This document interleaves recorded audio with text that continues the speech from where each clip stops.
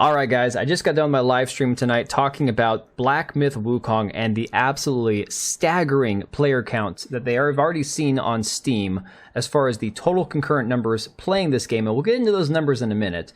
First, I want to cover a little bit of the media coverage of this game leading up to the release tonight, and just kind of show you how evil and just despicable these people have been, doing everything they can to try to derail this train before it can even get out of the station. So, PC Gamer is one of the many places that was reporting on these weird streamer guidelines that were put in place by Black Myth Wukong's developer and the person that was actually distributing the keys for them, refusing to allow their content creators to spread, quote, feminist propaganda or discuss anything about China. Now, again, I don't think any of us really have a problem with them saying, hey, no feminism in your review of this game or in your coverage of this game while you're streaming it. If we give you a key, keep your mouth shut when it comes to your own politics. I can kind of respect that in a way. I get it, especially given the fact that there's going to be a lot of guardrails in place to protect this game, much unlike what we've seen with Assassin's Creed Shadows, where it's a complete cluster, you-know-what, when it comes to the way that they've treated Japanese people and the lack of respect from Ubisoft towards Japan. So this article says, Black Myth Wukong releases tomorrow and is really rather good, as PCG's Tyler Culp said on his way to awarding it a handsome 87% in our review. These animals may not have thumbs, but they sure have hands. The game has run into further controversy, however, and they love to paint everything as a controversy if it doesn't align with their worldview or their identity or their ideology or their agenda. However, over an email sent from its marketing team to content creators planning to cover the game at launch, co-publisher Hero Games is distributing Steam keys to these individuals, which comes with a link to a Google document containing some rather wild conditions for coverage. The list of do's and don'ts, with the former being simply enjoy the game before we get to the most questionable stuff, also includes some standard requirements that you get with almost any pre-release code, such as not insulting other streamers, offensive language, and humor. So pretty normal so far. Then they go off on a tangent about how apparently they say no nudity, feminist propaganda, fetishization, or other content that instigates negative discourse. Now again, if you're getting a Steam key from these people to give you like the ability to jump out there as a content creator and play a game, stream it, live stream it to your audience, and, cover it, they can put whatever condition they want to on it, whether you like it or not. I don't have a problem with them saying no nudity, no feminist propaganda, no fetishization, any of that kind of crap.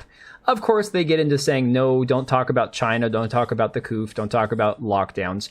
Again, I don't know why that would come up in context of this game, but guess what? If you're getting a free copy of a game, you either have to say, hey, I want to talk about these things, so I'll pay $60 and get it myself, or you have to shut your mouth and just do what you're told, because, hey, if you're essentially streaming the game for them from getting a free key, you abide by their rules. It's just the way it is. So PC Gamer's making a big deal out of nothing with this.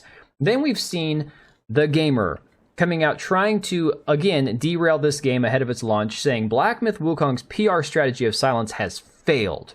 Their strategy of silence has failed. We'll get to why that's so ironic in a minute. Tessa Cower over at The Gamer says Black Myth Wukong is on its own terms an uncontroversial game and a pretty good one at that. As reviews come in, including our own, it's got a great Metacritic score.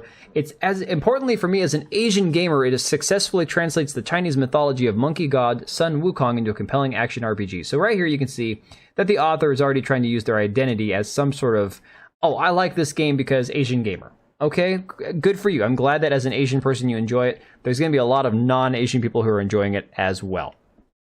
Here's where you get to, again, the controversy. And yet, controversy has swirled around the rather inoffensive title since long before its launch. The resurgence of the Gamergate movement has partly been fueled by bizarre conspiracy theories trying to link coverage of developer game science's unsavory history to a DEI extortion ring. And we've covered this in depth. I don't really need to get into this too much. But again, she refers to it as like tinfoil hat conspiracies, essentially saying how the developers of this game have been caught being bigoted and misogynistic and sexist, and how they really needed to come out and apologize instead of ignoring it. So essentially she thinks that this is going to completely hurt the game, that they have failed in their strategy of being silent on these allegations that have been nothing more than mistranslations from IGN. So, of course, the author here, Tessa Cower, don't go contact this person. It's not even worth it, guys. It's not worth harassing these people. Leave them alone, but just laugh at them from a distance.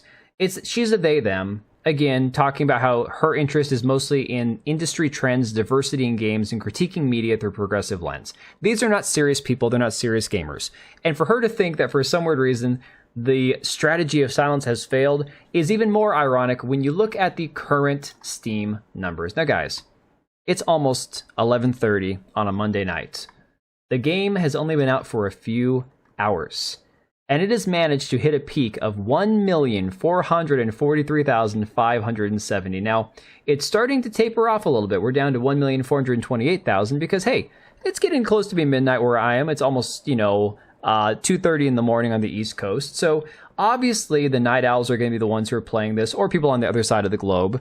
But I imagine that going into tomorrow, going into the actual day of release on Tuesday, people like me, people who have been debating picking it up or not on day one and playing it, are going to pump those numbers. I would not be shocked. I would not be shocked to see this number get close to 2 million at this point. This studio has easily made, now not netted obviously, but grossed, easily $120 million in the first 24 hours of this game being released. Absolutely fantastic, phenomenal launch. Bigger than Hogwarts Legacy, a game that was widely praised by fans, by gamers, people who love this game. It's still got 4,000 people playing it, okay? Those aren't shabby numbers. That's just on Steam. With a peak of 880,000 almost, blew the wheels off Hogwarts Legacy. So you got Grum saying Black Myth Wukong has within mere hours garnered over 1.2 million players, beating all-time records of Elden Ring, Baldur's Gate 3, and Cyberpunk 2077. Now, things have gotten even crazier since then when you look at the numbers. It's already the 6th highest played game in Steam history. Well, scratch that. So at that time, it was only sitting at, again, behind Dota 2, ahead of Elden Ring. Elden Ring only had 952,000, which is absolutely bonkers to think about. Somebody else points out and says, real gamers versus their army of modern audiences. And you see right here at this point, a little over 1 million in-game for Black Myth Wukong. Currently in-game for Flintlock, 157. Concord, 1,116. And again, that was for the beta. Saints Row, 145. Tales of Kenzera, Zhao, 9. Suicide Squad, 207. Immortals of Avium, 17. Shadow Gambit, 69. Forspoken, 26. The Crew Motorfest, I don't remember that one being too big of a woke fest. I know the Crew had some issues with their removing games from the online library. But again, blowing the wheels off all of this woke crap in gaming, this modern audience that supposedly exists that we all know is a complete lie. Doesn't exist. Dread Robert says, and that's it. Black Myth Wukong just took the number 5 spot of all-time peak on Steam, beating Dota 2. Nothing can stop this game from shattering records. And you can see right here, yep, past Dota 2. And at this point, I think it's even past Lost Ark. I don't think it's touched Counter-Strike 2 yet, because again, Counter-Strike 2, 1.8 million all-time. But I, again, will not be shocked tomorrow, during the day, probably later in the second half of the day, to see this game get closer to 2 million all-time peak. It'd be absolutely insane if it didn't. So again, share your thoughts down below, guys. Let me know what you think about all this. In fact, if you are looking at picking up this game, go check out Meta PCs. If you're in the need for a new PC anyways, you pick up one of their RTX 40 series, you can get this game with the PC. They do fantastic jobs putting together your custom-built PCs. The pre-builts are fantastic as well. Not 24/7, sorry. US-based tech support, which is just as good as 24/7, because you can call them during the day, talk to somebody in the US, and they can help you with anything you need. And I'm going to leave it right there, guys. Let me know what you think about all this craziness with Black Myth Wukong. Are you going to pick up the game yourself? I will catch you guys tomorrow. All right, and if you made it this far, thank you so much for watching the video. Thank you for being here. I do have 2 channels, Minimal Effort Podcast, as well as my gaming channel. I do have a Twitch and Kick for my gaming channel. We do live streams over there occasionally, maybe once a week. And then if you are in the market for a new PC, make sure to check out Meta PCs. Click the link I have down below. Use code TBO at checkout for a special discount. Thanks again for watching, and I'll see you next time.